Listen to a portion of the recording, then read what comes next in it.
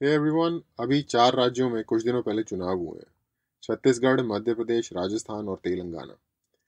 पहले 3 स्टेट्स में, जो कि नॉर्थ में या नॉर्थ वेस्ट में पड़ते हैं या सेंटर में पड़ते हैं, उसमें बीजेपी जीत गई है। और साउथ में जो तेलंगाना है उसमें कांग्रेस जीत गई है। इसके कुछ इफ़ेक्ट्स आए हैं। ये जो रिजल्ट्स आए हैं, इसके कुछ इफ़ेक्ट हैं, इससे कुछ चीज़ें पता चलती हैं। और क्योंकि ये एक बहुत ही इंपॉर्टेंट सब्जेक्ट है कंट्री में, सोसाइटी में, तो इसके बारे में बात करना ज़रूरी है। पहली चीज़ तो इससे ये पता चलती है कि ग्रास रूट पे ज़्यादातर लोग जो फैंसी प्रोपेगेंडा होता है लेफ्ट का, या फिर लाइक जो बॉलीवुड के द्वारा मोस्टली पेडल किया जाता है, उसको फॉलो नहीं करते। और ये लोगों के कलेक्टिव विजडम के बारे में कुछ कहता है। इससे मेरा मतलब यहाँ पे ये है, क्योंकि 3 स्टेट्स में बीजेपी जीती है, तो ये दिखाता है लोगों को। क्योंकि अगर आप बॉलीवुड की मूवी उठा के देखोगे, and if you have any capacity of reading between the lines, तो आप देख पाओगे कि कैसे मोर ट्रेडिशनल जो फोर्सेस हैं, फॉर एग्जांपल बीजेपी, उनके अगेंस्ट कितना ज़्यादा सटल तरीके से प्रोपेगेंडा किया जाता है। और फ्रंट तरीके से तो किया जाता है और सटल तरीके से भी किया जाता है ये। तो ये चीज़ है कि बहुत सारे लोग उसे ग्राउंड लेवल पे उन चीज़ों से इतना ज़्यादा प्रभावित नहीं होते, पहली चीज़। और ये कुछ कहता है लोगों के कलेक्टिव विजडम के बारे में, कि आप ये कह सकते हो कि अच्छा, एक व्यक्ति बेवकूफ़ हो सकता है, या एक पर्टिकुलर कंपनी या कुछ लोग बेवकूफ़ हो सकते हैं, ग्रुप ऑफ पीपल हो सकता है। लेकिन ओवरऑल अगर आप एक कलेक्टिव विजडम देखो जनता की, तो उसके बारे में ये कोई चीज़ कहता है। अब इस पे एक चीज़ ये कही जा सकती है कि तेलंगाना में तो ये चीज़ पर ट्रू नहीं हुई, फिर तेलंगाना में कांग्रेस कैसे जीत गई? फिर तो क्या वहाँ का कलेक्टिव विजडम अच्छा नहीं है?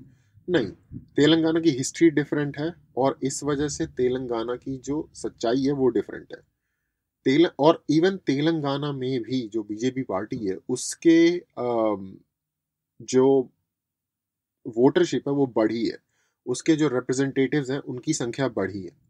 अब यहाँ पे मैं बता दूं कि मैं पर्सनली बीजेपी के प्रति सपोर्ट रखता हूँ। उसका रीजन ये है, क्योंकि मैं यहाँ पे ये क्लेम करने नहीं वाला कि मैं अनबायस्ड हूँ, जस्ट बिकॉज मैं यूट्यूब पे जनरल चीज़ों की बातें करता हूँ तो मैं कोई अनबायस्ड होऊंगा, अपना अनबायस्ड होकर नहीं। जो चीज़ मुझे सही लगेगी उसे मैं सही कहूँगा, और जो चीज़ मुझे गलत लगेगी लगेगी उसे मैं गलत कहूँगा। ये ज़्यादा ईमानदारी वाला स्टैंस होगा, मुकाबले इसके कि मैं प्रिटेंड करूँ या मैं बात ही ना करूँ। बात ही ना करना क्यों ऑप्शन नहीं है? क्योंकि पॉलिटिकल साइंस के फर्स्ट ईयर में जब आप जाते हो कॉलेज में, क्योंकि मैं भी ऐसा ही था, मैं भी अपने आप को कूल बनता था। पॉलिटिकल साइंस के फर्स्ट ईयर में जब आप जाते हो ना अपनी ग्रेजुएशन के, तो वहां पे पहले ही चैप्टर में बता रखा होता है कि क्यों पॉलिटिकल साइंस इंपॉर्टेंट है। और उसमें उन्होंने ये बताया कि आप अगर ये सोचते हो कि मैं कूल हूं दुनिया से ज्यादा, मुझे फर्क नहीं पड़ता पॉलिटिक्स में क्या हो रहा है, तो आप इनएक्टिव तरीके से स्टेटस को प्रमोट कर रहे हो या स्टेटस को का साथ दे रहे हो। उसका रीजन ये है, क्योंकि अगर आप चेंज के लिए एक्टिवली पार्टिसिपेट नहीं कर रहे, तो आप ऑटोमेटिकली यानी कि स्टेटस को के साथ अग्री कर रहे हो। ये टेक्निकल पॉइंट होपफुली समझ आ गया होगा। तो आप करो कोशिश या ना करो, आप कुछ भी करो, इससे फर्क नहीं पड़ता। आपका इनएक्शन भी एक एक्शन बन के क्रिएट होता है सोसाइटी में, पॉलिटिकल सिनेरियो में। और वो इम्पोर्टेंट इसलिए है क्योंकि वो हम सब की लाइफ्स को इफेक्ट करता है। और इस वजह से मेरा एक ओपिनियन है इस बारे में, मेरी एक अवेयरनेस है इस बारे में। उसके बाद सेकंड चीज ये कि जिस साइड पे मेरा ओपिनियन है, यानी कि बीजेपी की साइड पे, उसे मुझे छुपाने में भी कोई दिक्कत नहीं है, क्योंकि वो मुझे लगता है कि शायद ट्रूथफुल नहीं होगा अगर मैं उसे छुपाऊंगा। तो इसलिए मेरा पूरा पूरा उनकी साइड पे सपोर्ट है। कांग्रेस की भी कुछ चीजें मुझे अच्छी लगती हैं, लेकिन मुझे लगता है कि हमारे देश के लॉन्ग टर्म विजन में कांग्रेस अब इस वक्त एटलीस्ट करंट सिचुएशन में ऐसी कोई चीज नहीं प्रोवाइड कर रही, ऐसी कोई उसके अंदर क्वालिटी नहीं है जिसके वजह से मुझे उसको सपोर्ट करने के लिए लाइक बल मिले किसी भी तरीके से, या मोरल या टेक्निकल या लॉजिकल मेरे दिमाग में कोई आइडियाज आए कि मैं उसको सपोर्ट करूं।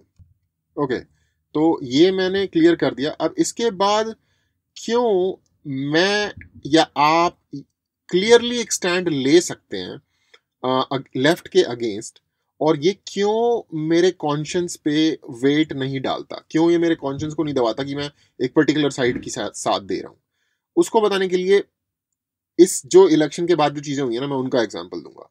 पहला ये कि इस इलेक्शन के रिजल्ट में जो लेफ्ट की सपोर्टिव ताकतें हैं या जो लोग हैं, जो इनके आइडियोलॉग्स हैं, वो बिल्कुल इस चीज के ऊपर उन्होंने अपना सारा आइडियोलॉजिकल फोर्स डाल दिया है कि नॉर्थ और साउथ को डिफरेंट दिखाओ।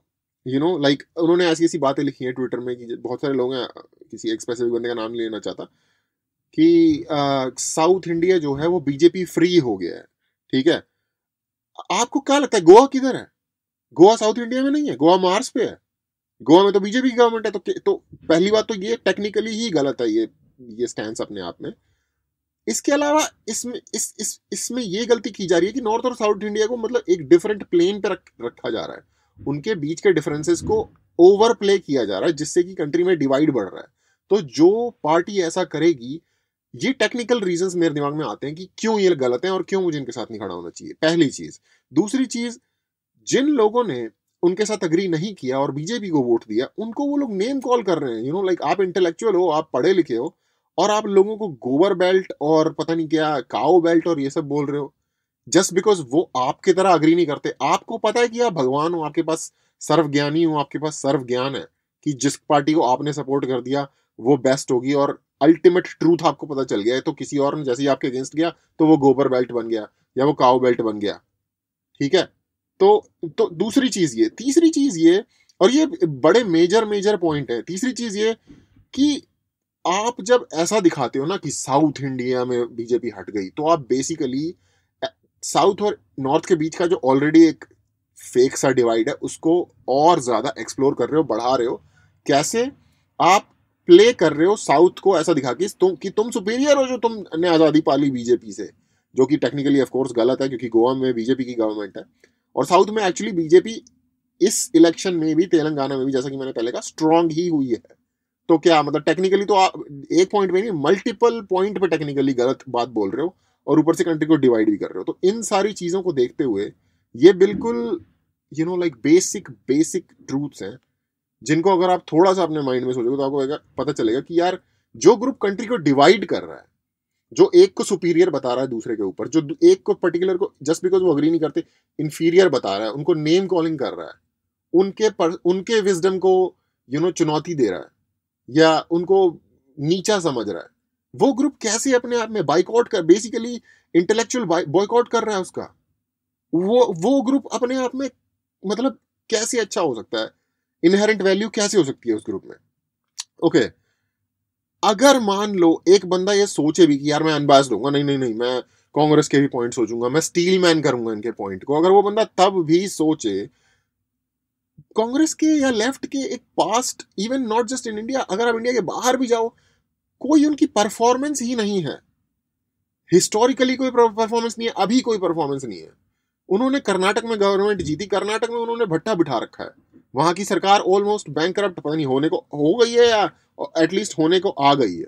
वही पुराने सोशलिस्ट आइडियाज, फ्री भी देंगे आपको, उनके नजरों में जो तरक्की का या दुनिया में कुछ बनने का जो सबसे बड़ा वर्जन है ना, वो ये है कि आप बाबू बन जाओ, सरकारी नौकरी आपको हम दे देंगे। भाई दुनिया इस चीज से हजारों मील आगे निकल गई है।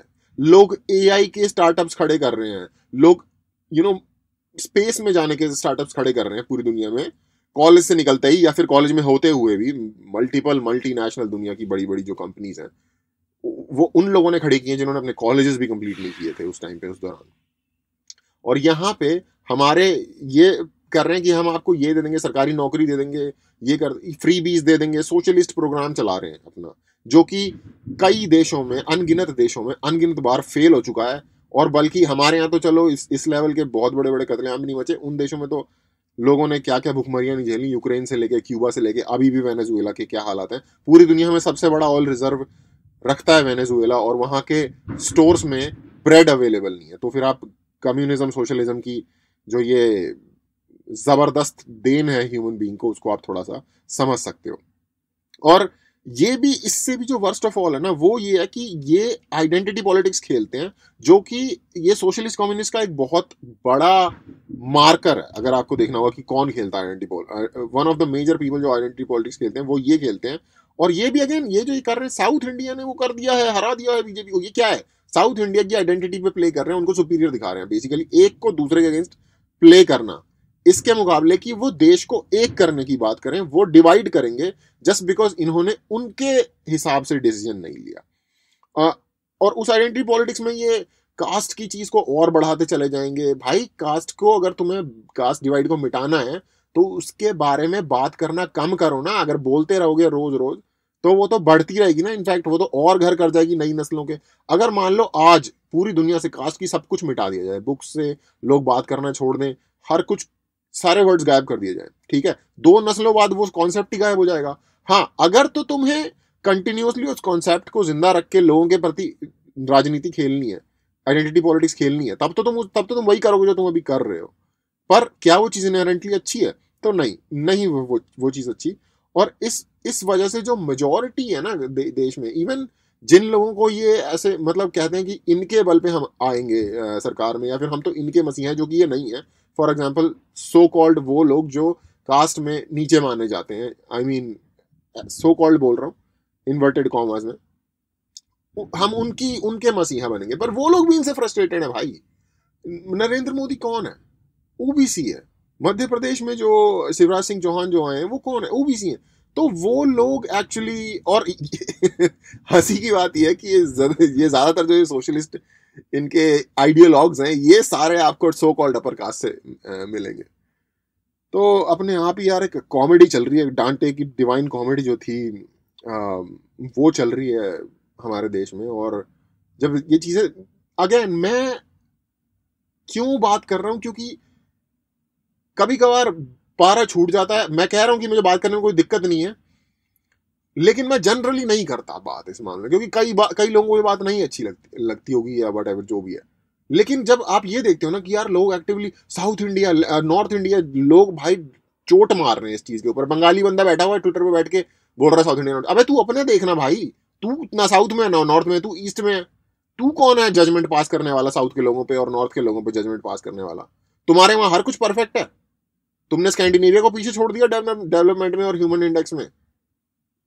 तो ये चीजें देख के थोड़ी फ्रस्ट्रेशन होती है, और फिर इस मुद्दे पे बात करना जिम्मेदारी बन जाती है, तो ये एक चीज है। और अभी तो मैं इसमें इन चीजों को ला भी नहीं रहा जो ये कांग्रेस पार्टी या लेफ्ट की कोई एक स्पेसिफिक कोई ऐसा कैरिज्मेटिक लीडर नहीं है। राहुल गांधी को अगर आप लीडर मानते हो तो बेसिकली आपको सोशल वेलफेयर के कुछ पैसे मिलने चाहिए और आपको घर से बाहर निकलना बंद कर देना चाहिए।